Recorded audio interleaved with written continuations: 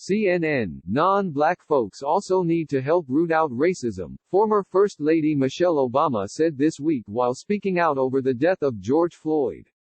Obama expressed grief over the recent killing of Floyd, as well as other black men and women in recent weeks, in a Facebook post on Friday. Like so many of you, I'm pained by these recent tragedies, she wrote. And I'm exhausted by a heartbreak that never seems to stop. Obama went on to mention Floyd, Breonna Taylor and Ahmaud Arbery, as well as Eric Garner, Sandra Bland and Michael Brown.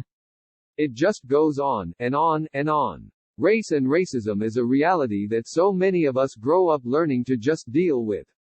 But if we ever hope to move past it, it can't just be on people of color to deal with it, she wrote. It's up to all of us, black, white, everyone, no matter how well-meaning we think we might be, to do the honest, uncomfortable work of rooting it out.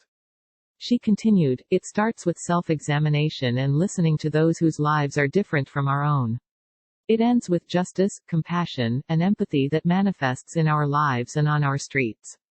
Obama concluded on a hopeful note, saying she prays we all have the strength for that journey, just as I pray for the souls and the families of those who were taken from us. Her statements came as her husband, former President Barack Obama, shared similar sentiments on Twitter. It can't be normal, the former president wrote, speaking about racism in the U.S. If we want our children to grow up in a nation that lives up to its highest ideals, we can and must be better. Both statements come against the backdrop of sometimes violent protests across the nation, as people mourn and show their anger over the death of Floyd.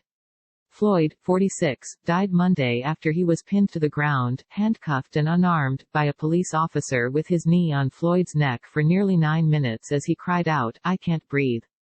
Floyd's death is one of several of what many say is a disturbing trend of police using lethal force against black people.